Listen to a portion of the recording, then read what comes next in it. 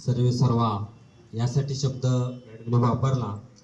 खरंच अगदी तळमळीनं या वर्षामध्ये या शाळेला मॅडमनी खूप साथ दिली आणि खूप वेगानं आम्ही 1ली ते 10वी पर्यंतचे वर्ग, बालवाडी ते 10वी पर्यंतचे वर्ग आम्ही एका वर्षातच चालू करू शकलो.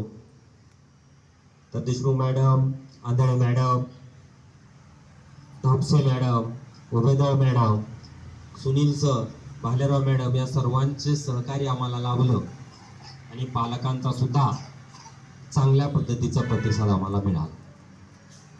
शिक्षण, प्रत्येक आई वडिलांना असं वाटतं की आपल्या मुलाला चांगलं शिक्षण मिळालं पाहिजे, यासाठी प्रत्येक पालक हा धडपडत असतो. एक बऱ्याच दिवसापूर्वीची गोष्ट आहे. खाली भाग्यनगरमध्ये अक्षरनंदन हीच शाळा भाग्यनगरमध्ये चालत असताना त्यावेळेस पालक मीटिंग मध्येच मी एक वेळेस पालकांना सांगितलेलं होतं की चांगलं शिक्षण मिळण्यासाठी तुम्हाला धडपडावं लागेल, प्रयत्न करावा लागेल. शोधूनही, खूप प्रयत्न करूनही तुम्हाला चांगली शाळा सापडणार नाही. त्याने एक उदाहरण दिलं होतं.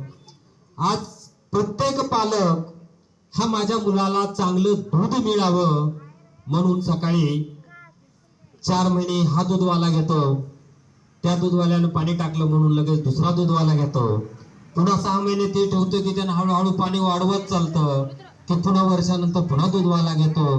हळूहळू हळूहळू आपलं लेकरू पाण्यातच दूध पिऊन मोठं होतं. आपल्याला चांगला दूधवाला कधी मिळत नाही. तसेच शिक्षणाची अवस्था झालेली आहे. आपण प्रयत्न करतो, आपल्या मुलाला चांगलं शिक्षण मिळावं असा आपण प्रयत्न करतो, पण तशीच संस्थेची सुद्धा अवस्था झालेली आहे. आपल्याला कधी कधी असं वाटतं की चांगली फीस दिली म्हणून चांगलं शिक्षण आमच्या मुलाला मिळतं का काय, म्हणून आपण चांगली फीस भरायला जातो. माझं तर स्वतःचं म्हणणं असं आहे की आपण जे माध्यम मधून त्या ठिकाणी इंग्लिश माध्यमाच्या जे पाठीमागं लागला, सीबीएसई ची शाळा म्हणजे त्याची एक साधीशी व्याख्या मी सांगतो की पालकांचा खिसा खाली करणारी शाळा म्हणजे सीबीएसई.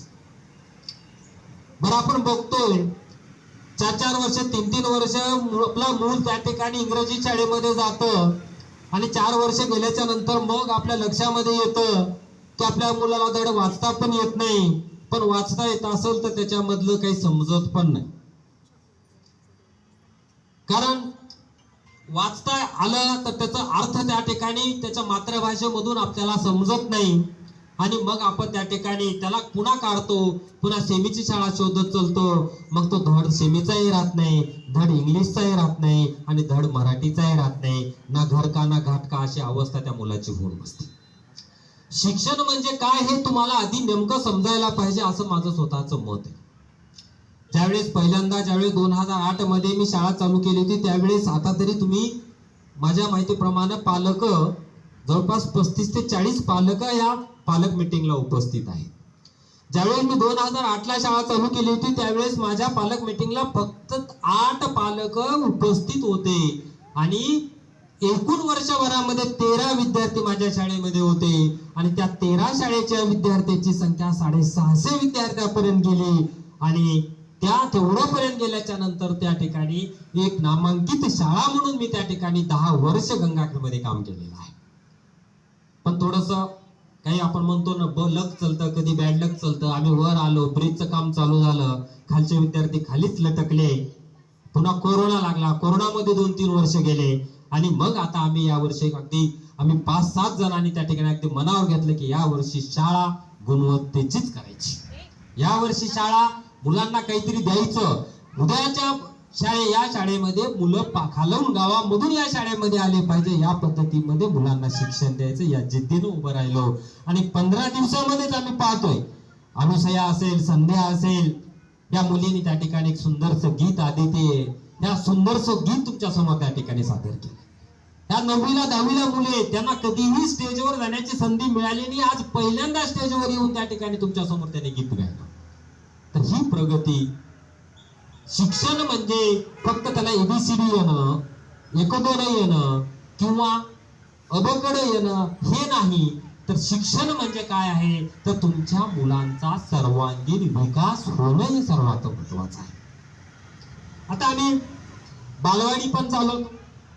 बालवाडीमध्ये काही मुद्दे मी तुम्हाला सांगतो, त्याचं फक्त ऑब्झर्वेशन करा. शेजाऱ्या पाजाऱ्याला विचारा, पाहुण्या रावण्यांना विचारा, जवळच्या लोकांना विचारा, किंवा तुम्ही स्वतः सुद्धा आई वडील आहात, तुम्ही त्या ठिकाणी स्वतःच्या मनाला विचारा की तुम्हाला जर 2 मुलं असतील तर पहिल्या मुलांपेक्षा दुसरा मुलगा हा अधिक हुशार, अधिक सक्षम आणि अधिक तो त्या ठिकाणी बुद्धिमान निघतो. काय कारण असेल याचं? आपण महाभारतामध्ये कथा ऐकलेली आहे की अभिमन्यूनं चक्रव्यूह भेदायचं कसं हे त्या आईच्या पोटामध्ये शिकलेलं होतं. आणि ज्यावेळेस त्या ठिकाणी चक्रव्यूहामधून बाहेर कसं यायचं, त्यावेळेस त्या अभिमन्यूला झोप लागली होती, म्हणून त्याला त्या ठिकाणी चक्रव्यूहातून बाहेर कसं यायचं हे त्याला माहिती नव्हतं. तसंच पहिला ज्यावेळेस त्या ठिकाणी बाळ आपल्याला जन्माला येत असतं, त्यावेळेस त्याची आई ही संशक असते, भीतीदायक असते. तिला त्या ठिकाणी भीती वाटत असते, कारण सगळे पाहुणे रावणे ओळखीचे नसतात, सगळे अनोळखी असतात. आणि भीत त्या ठिकाणी ते मूल ज्यावेळेस पहिलं जन्माला येतं त्यावेळेस त्या ठिकाणी ते मूल त्यामुळं कमकुवत असतं. आणि ज्यावेळेस दुसरं मूल त्या ठिकाणी जन्माला येतं त्यावेळेस ती घरामधली स्त्री सुद्धा एवढी सक्षम बनलेली असते की ती त्या ठिकाणी म्हणजे सगळ्याच परिस्थितीला धैर्यानं सामोरं जाते. म्हणून दुसरं मूल हे अधिकच हुशार आहे, ते धीट होतं, चांगलं खेळकर होतं, आणि म्हणून त्या ठिकाणी दुसरं मूल त्या ठिकाणी अधिक त्या ठिकाणी हुशार होतं. तर हा जो अभ्यास आहे, आई वडील म्हणून त्या ठिकाणी आपण भूमिका बजावल्याच्या नंतर आपल्या मुलांना काय संस्कार द्यायचे हे आपल्याला आधी कळालं पाहिजे. त्याच्याविषयीचे आपण वेगवेगळ्या पुस्तकांचं वाचन केलं पाहिजे. पण आपण काय करतो की त्यांनी त्या ठिकाणी त्या शाळेत टाकलं म्हणून आम्ही त्या शाळेमध्ये टाकतो, त्यांनी या बालवाडीमध्ये टाकलं म्हणून आम्ही पण त्या बालवाडीमध्ये टाकतो. पण त्या ठिकाणी त्या बालवाडीमध्ये आपल्या मुलांना शास्त्रीय पद्धतीने शिक्षण देणारा शिक्षक वर्ग आहे का? पालकांना समजावायचं कसं, लेकरांचा लाड कसा करायचा, शाळेची गुढी मुलांना लावायची कशी, याचं ज्ञान त्या शिक्षकाकडे आहे का, याचा आपल्याला आपण अभ्यास पण करत नाही. आपण फक्त एकच अभ्यास करतो, तुमच्या शाळेला फीस किती आहे, त्यांच्या शाळेला फीस किती आहे, तुमच्याकडे पुस्तकं किती आहेत, त्यांच्याकडे पुस्तकं किती आहेत. पण पुस्तकापेक्षाही आपल्या मुलांना त्या ठिकाणी त्या शाळेची गोडी लागती का, किंवा शिकवलेलं त्या मुलाला समजतंय का?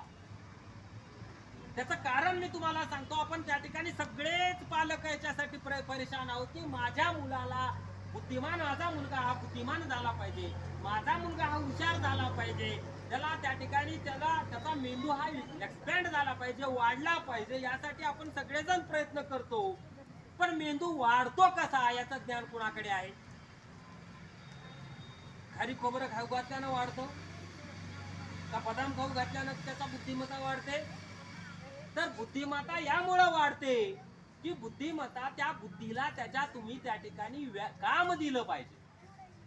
काम काय द्यायचं?